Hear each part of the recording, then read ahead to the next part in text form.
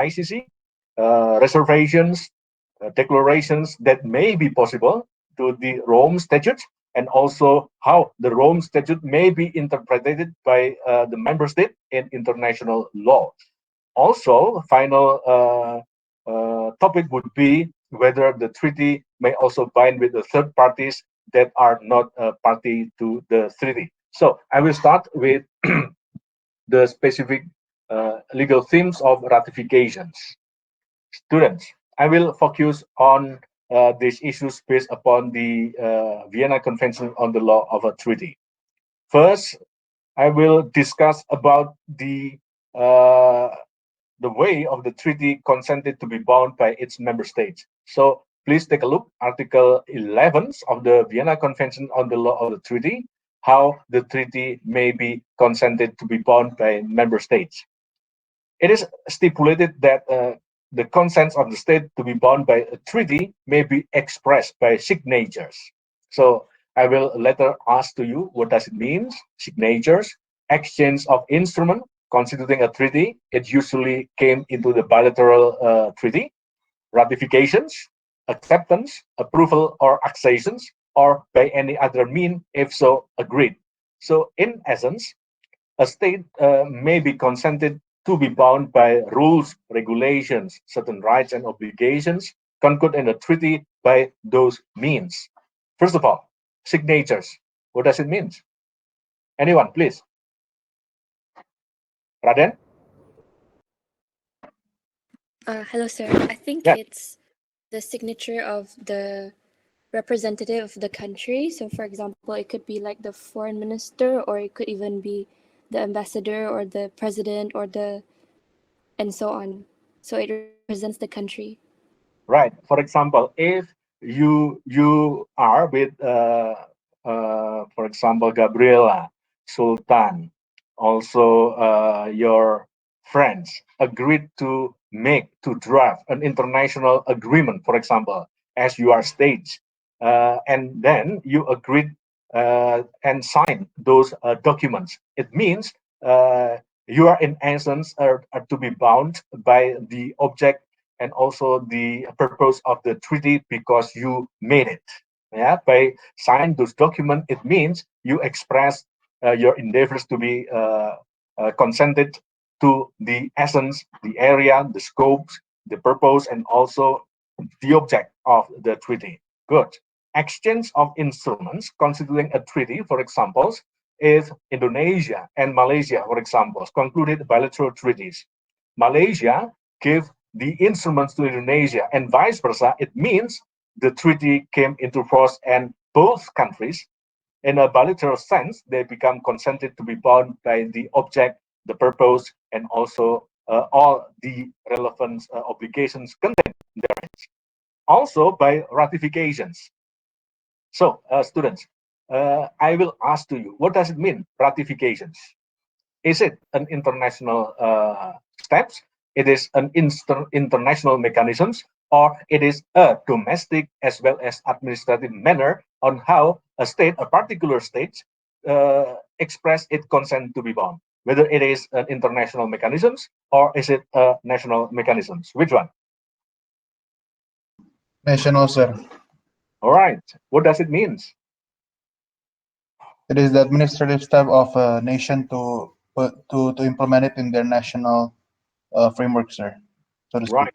In simple, it is a statement, national statement to the member of the treaty, to the international community in a whole, or specifically to the member state to the treaty, to the said treaty, that a state consented to be bound by adopted into its national rules and regulations, and it become first externally member to the treaty, and internally it becomes binding by the spirit, the area, the scope, and the purpose and the objects of the treaty. So it is a national mechanisms. Yeah, usually in Indonesia, for example, it is an administrative mechanisms on how national rules and regulation may comply with the international treaty.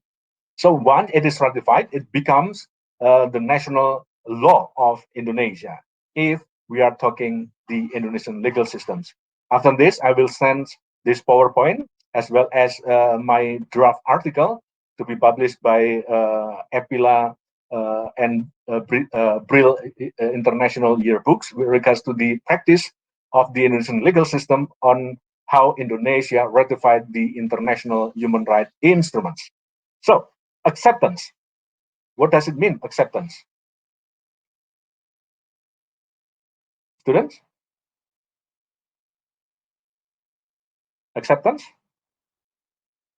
If we are talking about ratification, usually and commonly it is practiced by those who made the treaty itself to become binding in national law. If we talk about acceptance, it is all accepted, instruments that may be expressly given to the international community, especially to the member of the treaties, member state to the treaties, that particular states become party to the said treaties. Approval or accessions means that it is the state beyond the creators of the treaty consented to be bound by the treaty itself. For example, if the treaty uh, is made by five states, and then the sixth and the seventh state outside or the uh, uh, uh, outside of the creator of the treaty uh, give its endeavor to become a party state to the treaty. So it means by the term of accessions. Accessions is non-party states who create the treaty consented to become party state or member state to the treaty itself. So, for example, Indonesia, Malaysia, Brunei Darussalam, Thailand initiated an international agreements. They are the original members of the state who create the treaties. They will use ratifications into domestic rules and regulations to become binding. And now, for example, Japan and China, who did not take part for the creations of the treaty, consented to be bound by the treaty. They usually use accessions. So it is the way a treaty may become consented and become valid and legal schemes by those mechanisms. The way they consented to be bound are different in terms of the participations to the draft of the treaties, also the number of the members who create the treaty itself, whether it is bilateral or by multilaterals, etc., etc., or by any other mean if so agreed. And usually the last paragraph, the last terms usually used uh, for the treaty itself if there is really needed with the treaty itself. So consented to be bound, it is one of the fundamental rationales why treaty becomes or international legal characters construing certain rights and obligations that may be enforced in international law.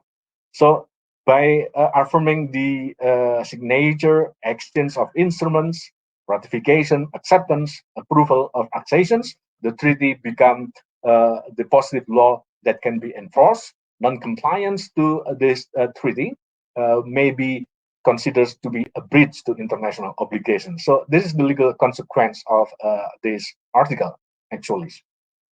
So, students, are there any questions, clarifications before I move to the second slide?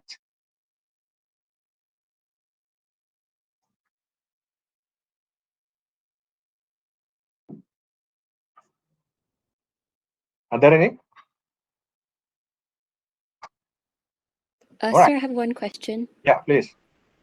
Uh, can any treaty be accessed to? Like, can any treaty be open to accession, or only those that like mention it specifically? So, as a legal students, you have to find out in the treaty itself whether it is open the chance to be accessed or it is only directed to a specific, intentions. If, for example, the treaty is designed for geographical limitations. So it means it is only directed to the states who are located in the specific geographic locations. How if, for example, it's open to universal acceptance? So acceptance may be best way to add and also to reach the universality characters of the treaty itself. So yes, you have to take a look the express mechanisms specified in the treaty regulating the consented to be bound by the treaty itself. So you have to take a look. You have to find out the legal basis for the essence of the consented to be bound by member state in international law. All right, thank you. Any other questions? Right. How if next I will continue to the second slides. The gray area. Once a treaty has not yet come into force, because, for example, the treaty A, it is required to be ratified, for example, 30 states. So to reach the 30 minimum parties to the treaties, for example, 30 states, it needs, for example, 3 years. During the 3 years, for example, uh, there are five states uh, already gave it consent to be bound, and then they are still waiting for another 25 states to become a party and to activate the treaty to become entry into force. So the next questions, the legal question is, this is the gray area. How about the obligations taken by those states who already gave its consented to be bound by the treaty? What are their obligations on their statements? It is regulated under Article 18 of the VCLT. During the area to reach the status of the treaty, a state is obliged to refrain from the acts which would defeat the object and the purpose of the treaties.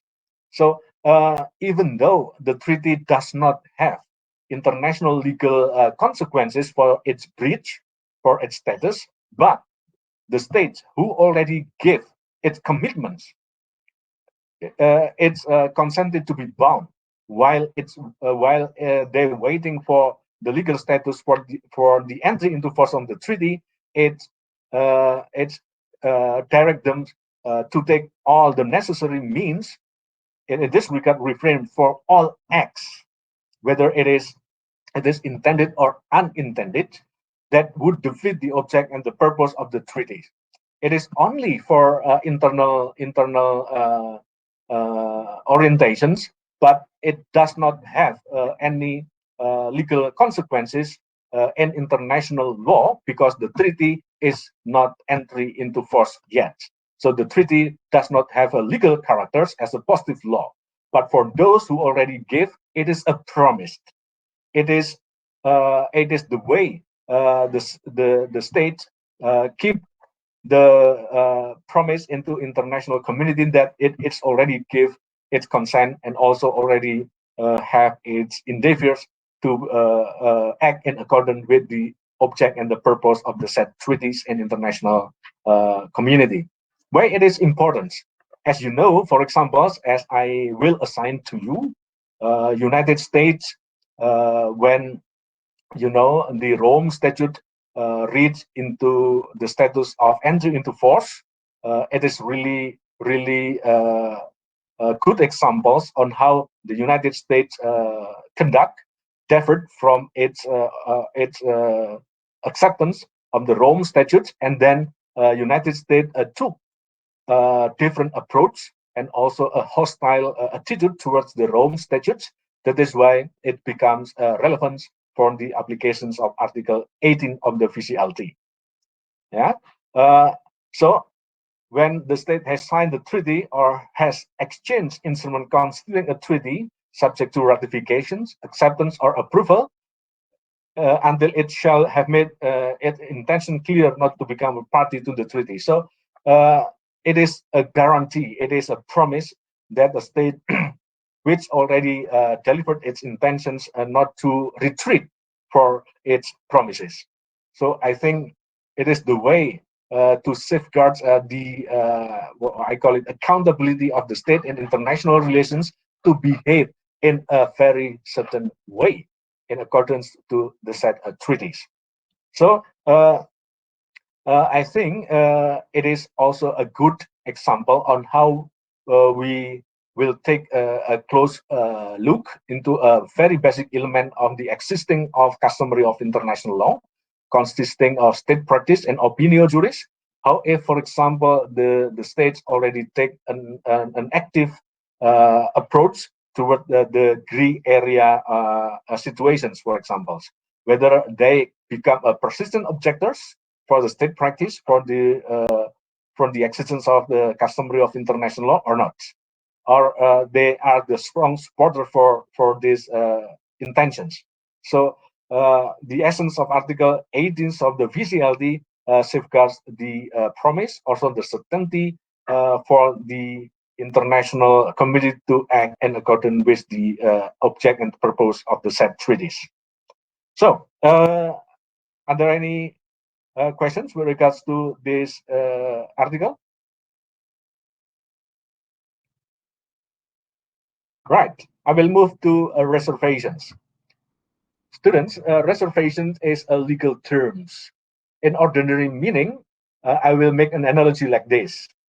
If you have a special occasions, for example, your birthday, and you will celebrate with your friends, for example, in this class, for example, Gabriela will celebrate her, sorry to say, 17th anniversaries, and you invite all this class to have a dinner in a restaurant, for example, and Gabriela made a reservations to the managers of the restaurants by saying like this, "Sir, I will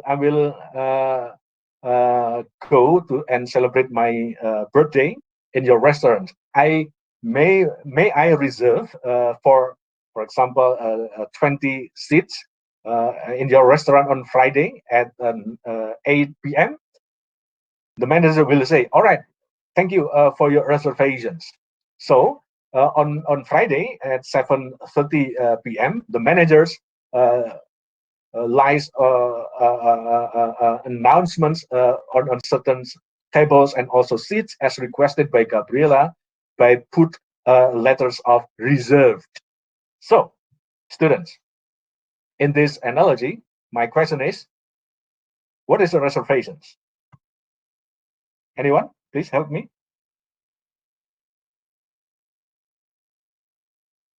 Anyone? Like prior agreements, or maybe Prior agreements. What do you mean by prior agreements? as in like agreement that is set before the deal is actually, or the action is actually what do you call it, in action. Right? Any other opinion? May I invite you? May I try, sir? Please. According to VCLD, reservation means that uh, unilateral statement, Hmm? whoever place or name made by state when signing, ratifying, accepting, approving, or acceding a treaty, whereby it propose to exclude or to modify the legal effect of certain provisions of the treaty in their application to that state, sir. That's Right. according to the Right. VCL. Right. By analogy, for example, if you go to the restaurant, if the restaurant is not reserved by Gabriela, can you go to the table and also the chair? Yes, sir. Yes. How if, for example, the table and also the chair already labeled reserved, can you go to the reserved table and also the chair? No, sir, you cannot. No. So what does it mean, reservations? Medina. Medina, help me. Hello, sir. Am I audible? Yeah. Uh, I think ratification. Sorry, Reservations. is it ratification or reservation? Reservations. Reservation is like the moment of declaring, like the moment when Gabriela called the restaurant, said that, okay, I want to go into a restaurant and I want to reserve that 20 seats. It's mean that Gabriela is trying to declaring herself to be bound with the commitment. Right. Any other? Is it true Yeah. or not? It is true, but any other, opinions? Sir, Help me, please. Yeah, charisma. in my understanding, when you make reservation, then you exclude that certain provision. So it's like the analogy that you mentioned about when something is reserved, then people cannot like order that certain table. So in my understanding, Right. when In simple, you are saying that reservation is an exclusions, a yes, particular matters of the treaty to be applicable in your jurisdictions. Right. yes, Reservations in a very simple meaning is an exclusions. Yeah, an exclusions. For example, like this: if the treaty contain 10 articles, yeah, if the treaty contain 10 articles, and Charisma said to all of you who are member to the treaties, hey guys, Article 5, Article 7, and Article 9 does not applicable in my jurisdictions. Yeah, so it is a reservations. Charisma said to all of you that Article 5, Article 7, and Article 9 does not have legal effect to Charisma. So it is reservations. Yeah. An exclusions that is allowed by Article 18 of the VCLT because of the statement given from the specific countries to exclude the legal consequences of the treaties. Good. So, how if Charisma said to you as a member state to the treaties, hey guys, Article 5, Article 7, and Article 9, I will accept those articles based upon based upon my constitutions, based upon my national law regarding to that applications. Is it reservations or is it other form of exclusions? What do you think? Help me, please. Olanda,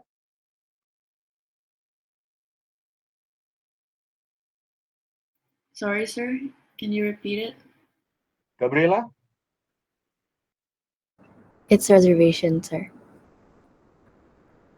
Reservations without any, qualifications. I reserves that Article 1, 5, 6 does not apply to me. Yeah. Mhm. But how if you said that Article 5, Article 6, Article 9 will be applicable as long as they are in accordance with my constitutions, for example, in accordance with a specific rules and regulation in my country. So is it a reservation or not? I believe it's reservation, sir. Or is it? All right. Any other opinion? Is it ratification, sir?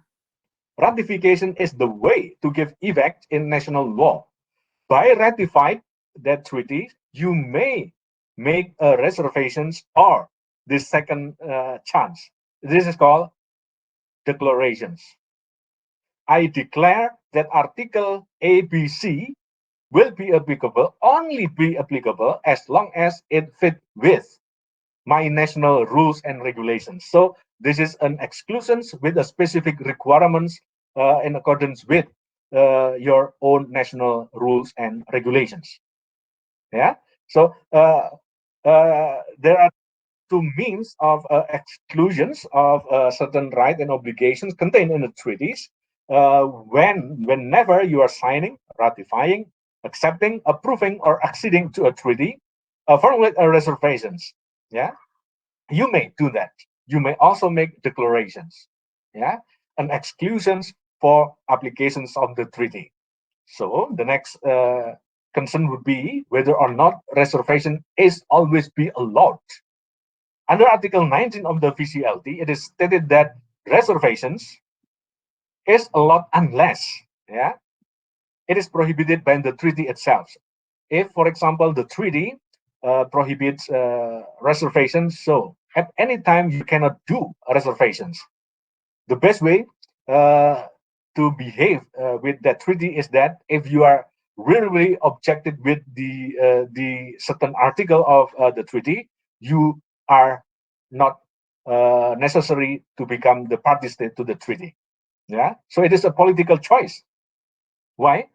Because it will fit with your national interest, national resilience, and fit with your ideology, economic, and also defense, for example, to be consented or not into a treaties. Yeah. So reservations, it is allowed unless it is prohibited by the treaty itself.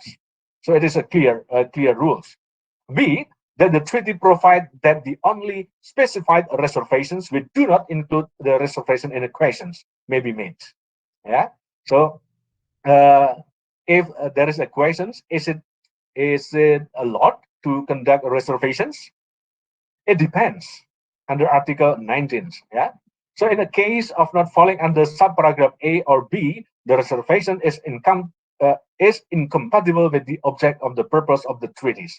So usually this incident happens when the party state to the treaty they have a dispute with regard to the interpretations of the articles in the treaties, and they need dispute mechanism institutions to give certain interpretations on that matters, whether the reservations fall under the purpose and the object of the treaty or not.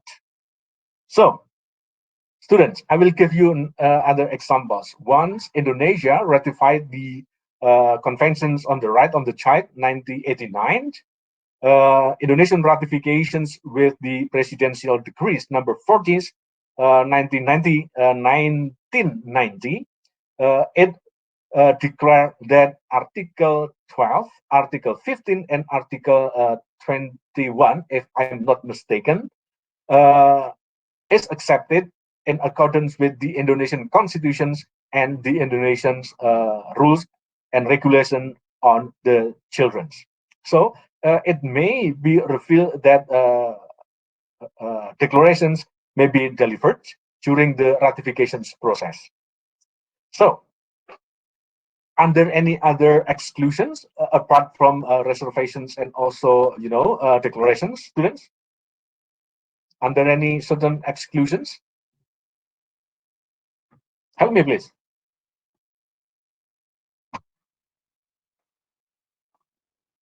Are there any?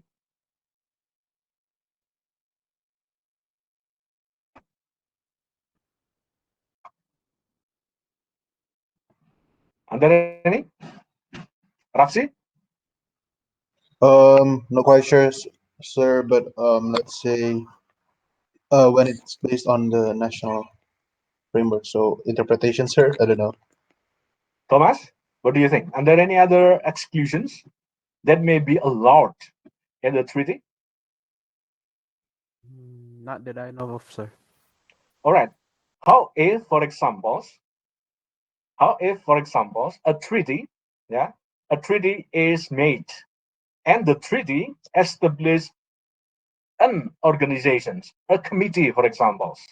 The committee itself has the authority to monitor, also to conduct a certain authority power to monitor the compliance of the member states. For example, to have and also to exercise, for example, interstate investigations, collecting data, and also receive, any complaints from other member states, conduct investigations, for example.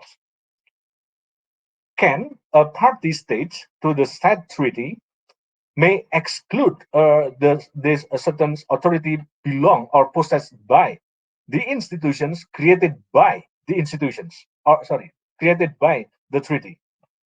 For examples, in this regards, I will give you another examples in the field of human rights, international human rights law. You may know that International Covenant on Civil and Political Rights, in its treaty, it is established the Committee on Civil and Political Rights. One of its authority power is to monitor the compliance of a member state to the ICCPR. Can, for example, Gabriela, can Medina, can Rafsi, if you are member state to the ICCPR, may exclude the authority possessed by the Committee of Civil and Political Rights. Can you do that? No, sir, Why? because that defies the purpose of the treaty, sir. All right, it reduce the object and the purpose of the treaty. Any other arguments, please?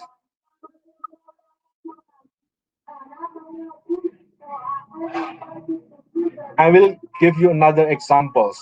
Indonesia ratified Convention Against Torture, 1985.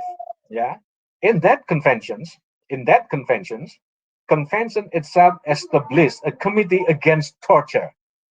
One of its authority power is to conduct investigations in the member states. How if, for example, Rafsi, the investigations power possessed by Indonesian police, for example, if you are Indonesia, do you think it will be overlapping authorities between the police and also the committee? Well, um, I think again in this case, sir, if the purpose of that specific clause mentioning the committee or that body, um, is to fulfill the object and purpose of the treaty as a whole, then I think it's still it's still something that Indonesia should abide to, sir. However, for example, in accordance to the member states, that the authority does not breach the purpose and the objective of the convention itself, can a state, whenever it ratifies and committed to be bound, deliver its own reservations, declarations, or these terms, limitations? Can they do that? Uh, and therefore that depends on A and B, sir. It depends on A and B. In Yes, general, the answer is yes. yes. Yeah. So the exclusions may be in the form of one, reservation in the general terms to exclude certain articles contained in the treaty. Second, declarations with the specific requirements that should be in accordance with national rules and regulations. Third, limitations on the authority possessed by institutions or committee in the treaties to be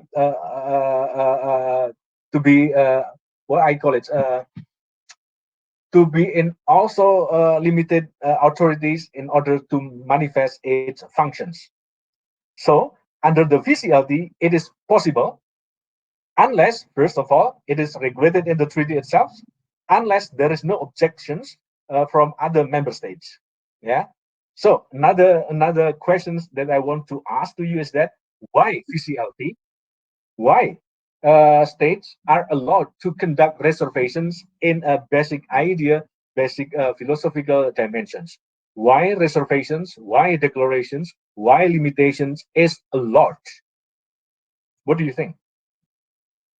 Sir, Yeah, if I may please, answer, please. I think states are allowed to to make reservations or declarations in the case where some of the things written in the treaty contradicts their ideas um, or how they want to how do I say it? Yeah, kaya if it contradicts how they want the state to um, how they In think. simple, Gabriela, in simple, with one words, Oh, with with one words. mm, Why international law allowed a state to do reservations, declaration, or limitations? One word. Do you think? one word. uh, what if I give 4 words? One word. uh, I can't say with one word. Come Just on, try it. mm, I can't give it. In philosophical arguments, one word. Uh, Tafsi. consent. Sovereign, Sorry, Tafsi. Gabriela first, sir. No, I think Maybe. I just said consent. Yeah, Tafsi. Sovereignty, sir. Good point. Good point. Why? Because a subject of international law is based upon their own sovereignty. Because of the we have a sovereignty, we can determine whether or not we are allowed to enter into a treaty or not. It is a free choice. Yeah, it is a free choice. Why? Gabriela, Orlando, Rafsi, Thomas, me, myself are different. Why? Because we are a sovereign subject. And nobody's in international may force me to follow you or not to follow you. We have our own self-determinations to make a free choice with regards to the treaty to be bound or not. We may also deliver reservations, exclusions of a treaty because we are different each other. Yeah, different on what? First, political system, ideology. Yeah, defense, for example, cultures. Yeah, all right, good. Sovereignty. Second answers. 2 words, please. I love this class, becoming more and more active. Come on. Sir, Yeah. is it national constitution? Yeah, of course. National constitution is the manifestations of state sovereignty. Other? Is it self-determination, sir? Yes, because you have your own sovereignty, you may freely determine. Sharika, help me. 2 words. Why reservations, why declarations, and also limitations are allowed in a treaty? Why? My answer was self-determination, sir, so I'm not Sorry, sure. sorry, sorry. My answer was self-determination, so but It's Sebastian said it. yeah. It's already discussed. Sovereignty. Other? Nabil Naufa? Nabil? I've answered national constitution, sir. Yeah. It is a sovereignty. Putra? I was thinking of consent, but never mind, sir. Come on. Satria, Abhimanyu? Satria? Yes, sir. Uh, I don't know, sir. Maybe avoid Audrey? contradiction. Audrey, please. Audrey?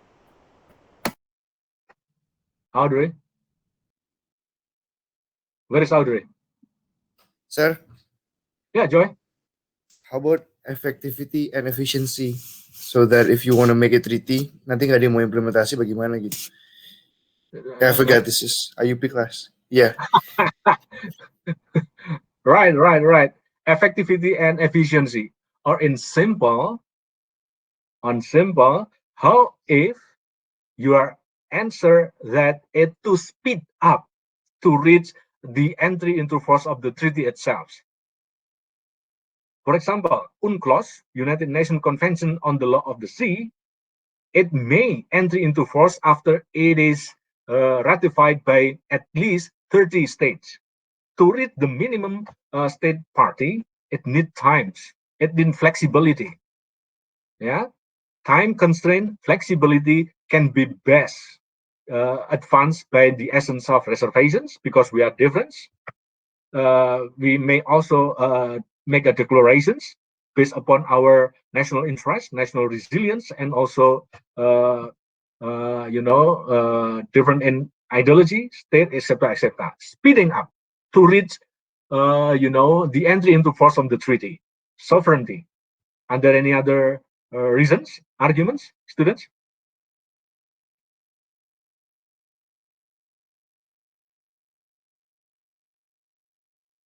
Are there any? Please. No? All right. I will continue. So entry into force in the treaty, Article 24 of the VCLD.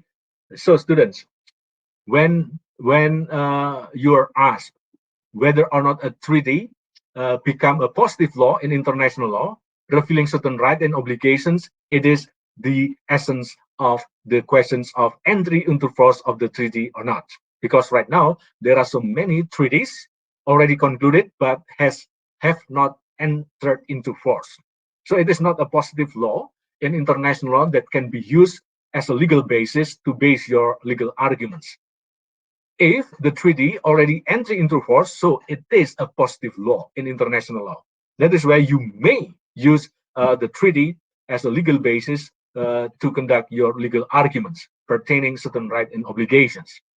So entry into force of the treaty, Article 24 of the VCLT determines that a treaty enter into force in a such a manner and upon such date as it may provide as the negotiating states may agree.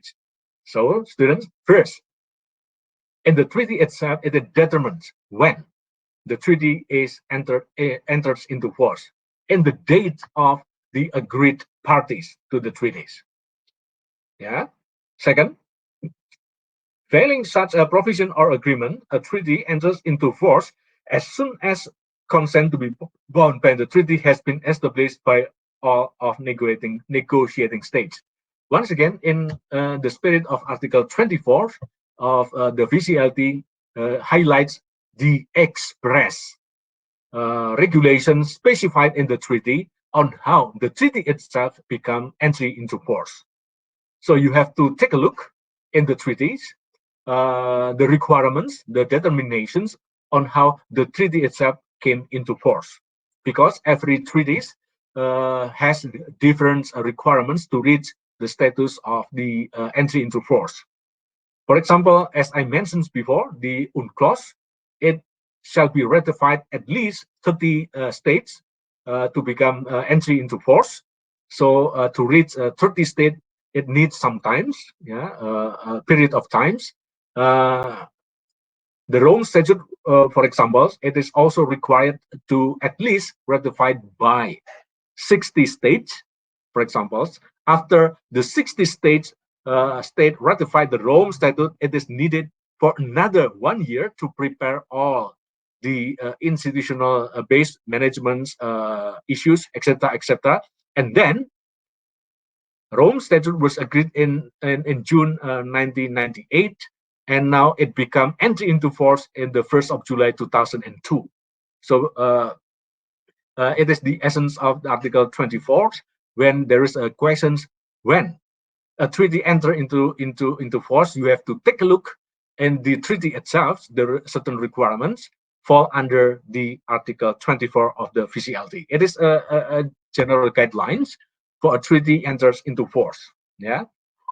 So what is the important things of the status of the treaty entry into force of the treaty or not? If it is not yet entry into force, so it does not have a binding characters of international law. So if it is already entry into force, so it has a binding characters of international law. Yeah, it is a positive law that can be used as a legal basis to bring your claims or to determine other legal consequences. Yeah. So, students, if I ask to you, how can you determine a treaty came into force? What will be your best answers to that questions? Anyone?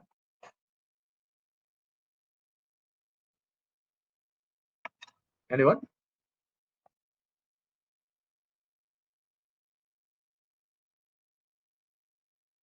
Anyone? Help me, please. Sir, maybe like to check if they have ratified it in their national laws. That's the easiest way. All right. The easiest way to take a look in the treaty itself. Finsa, when an act or law in Indonesia came into force.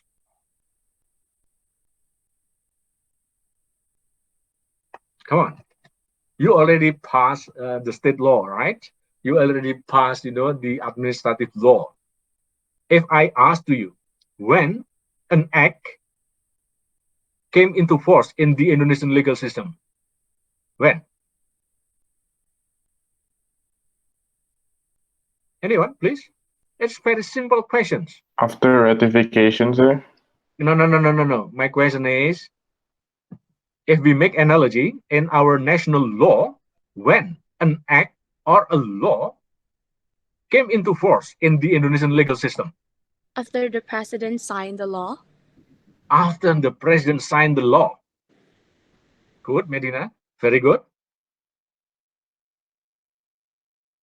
or on the date as determined by the law itself. Yeah, first on the date. Second, after the president signed the law, so it becomes binding. If the law itself does not, require certain requirements, so after the president signed the law, so it becomes binding. Very good. So I will continue to the next issues. Interpretations, the general rules.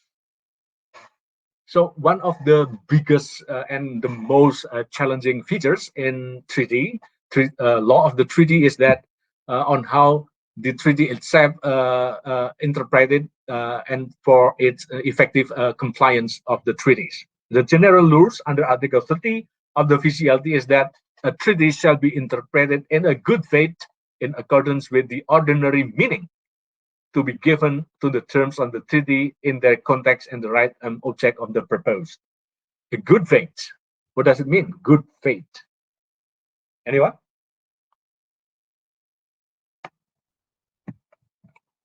Sir, Yeah, please. is it beneficial for the parties that ratify treaties? Yes. The treaty, the intentions to conduct a treaty is to give benefits. Very good. Others? Other? Sir, is it Pacta Sunt Fernanda? Yes. Sasun serpatu. All right. It is a Latin word. Others? Does not valid use spoken, sir. Good. All right. Good. You may know. So the second requirements on how to interpret the treaty is that, excuse me, the intentions to conduct the treaty shall be in accordance with the preambles, the articles, and also concluded in the annexes of the treaty itself. So it is a organic, coherent instruments that you have to know from the hair until the feet of the treaty. So it is a unit. It is an organic matters. That is why you have to interpret in the wholeness of the idea why the treaty is created. I will give you other examples. In 1969, Soviet Union asked to the International Court of Justice with these questions, whether the operations of secondary and also tertiary organ of the United Nations is also responsibility of the member state of the United Nations to finance such organizations when they are in operations. So, because in the United Nations Charter are silence on that matters with regards to the organization activities, especially secondary as well as tertiary organs. For example, peacekeeping operations. The questions delivered by Soviet Union is that whether peacekeeping operations, which is not primary organs of the United Nations, for example, General Assembly, Security Councils, Secretary Generals, ECOSOC, for example, whether the works of the peacekeeping operations is also the burdens of the member states. So, International Court of Justice in the expenditure case in 1959 clearly state that the interpretations of the organization activities will be fall under the object and the purpose of the organization itself. Means that every activities carried out by its organizations fall with the responsibility of the member states. So the interpretations of the secondary as well as the tertiary organs of the United Nations will be in the sense that it should in accordance with the object and the purpose of the United Nations itself. Yeah. So I think it is the good examples of these matters. Also, the interpretations that should be taken into account together with the context. So context and perspective are two most difficult elements on how to determine specific intentions, the area and the scope of the article of a treaties. Why? Because when we take a look, for example, a treaty concluded in the early of 1990s, for example, interpreted right now with different natures, different situations, do you think that the context and the perspective are still similar? The answer would be in doubt, or convincingly, it's quite a difference. Why? Because it is already developed into a far, far way. For example, the advance of technology, for example, the issues of sustainable development, for example, that may shape and reshape, the national policy for the conducting developments in the respective countries. Yeah. So determining context and also perspective, I think it is a needed a very careful analysis to those who have the authority to interpret the contents, the area, and also the applicability of the treaty itself.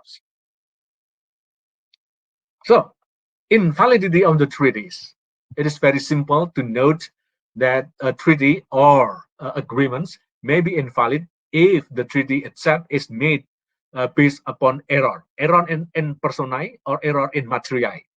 Yeah. So the object and the purpose of the treaty are error in its own nature. It can be. Yeah. The second one is a fraud. Error, fraud, corruptions, coercions are most common way to deals the issues of incapacity or invalidity to conduct in the legal sense. Yeah. Also, coercion by the use of force.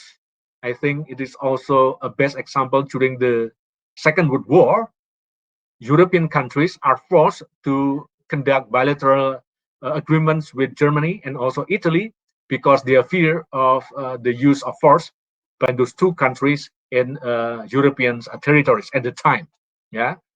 So conflicting with peremptory norms in international law. For example, right now there are universal acceptance that the states are prohibited to conduct, actions or inactions mounting the most serious crimes accepted by international community. For example, genocides. For example, crimes against humanity, war crimes in armed conflict situations. For example, yeah. So this is the last point that I want to share with you. I'm sorry, I will end soon because on Saturday I was vaccinated, but after that I have, what I call it, inconvenience or what I call it.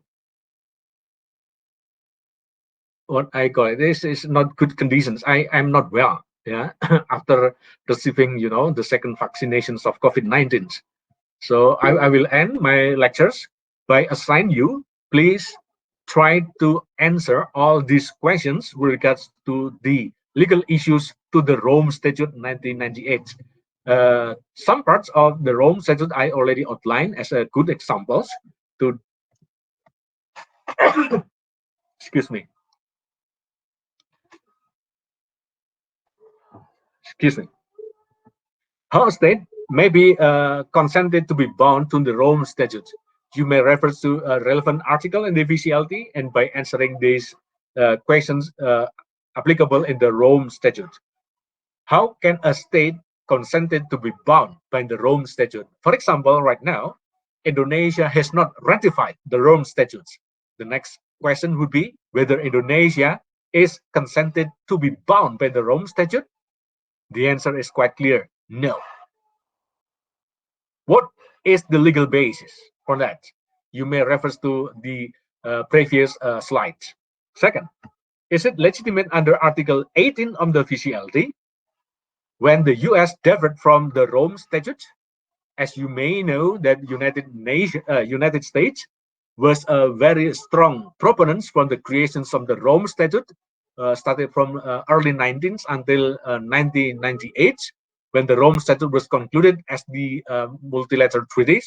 But after 1998, the US took a different and also hostile manners to combat the applications of Rome Statute. Is it allowed under Article 18 of the VCLTs? Please answer it. Third questions: can a state make a reservations to the Rome Statute? The answer is quite clear: yes, no, and but you have to know about the specific requirements regulated in the Rome Statute itself, whether it is allowed or whether it is not allowed. Please try to figure out. Yeah. Fourth, how the Rome Statute enter into force under any specific requirements on the Rome Statute. Once the Rome Statute came into force, under any special requirement on that treaty, please take a look. Yeah.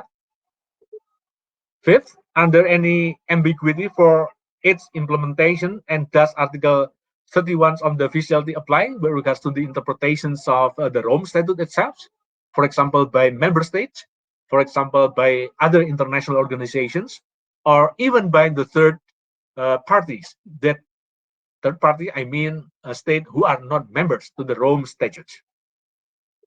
Yeah. Six, does the Rome Statute applicable to the third parties? If, for example, I made an agreement with Twinta, the essence of the agreement only applicable with me and Twinta. Can Gabriela and also Sultan bind to my agreement with Twinta? The answer is quite clear: no. Pacta tertiis nec nos nec prosunt. It is the Latin words that international treaty may only bind to the member states of the treaties. The third parties outside the member state are not obliged. But in the Rome Statute, please take a look under Article 13 of the Rome Statute. It gave a chance for the third parties, third entities outside the Rome Statute may exercise jurisdictions of the Rome Statute. Why it is allowed? Please take a look, students, and please try to answer these 6 questions. And before I start my lectures on Wednesday evening, I will ask these 6 questions to all of you. Prepare yourselves.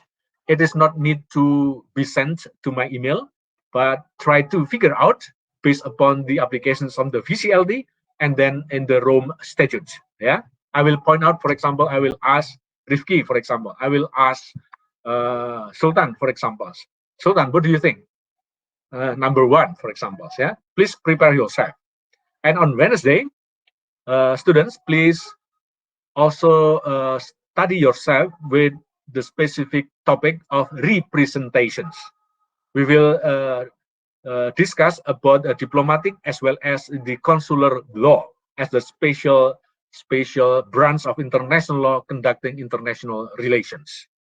So after this, I will send this PowerPoint and examples of the consented to be bound in the Indonesian legal system on the international human rights law that will be published in Brill International Journals of Yearbook of International Law. All right. And are there any questions, students? No? All right. Thank you very much. Thank you very much. Hopefully you will be safe, and also we can meet again on Wednesday. I'm sorry I'm not well today. See you, and best wishes to all of you. See you on Wednesday.